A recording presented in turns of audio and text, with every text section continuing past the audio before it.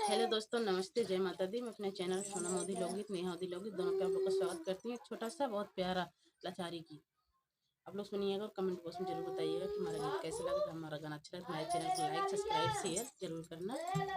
चलो सुनते हैं।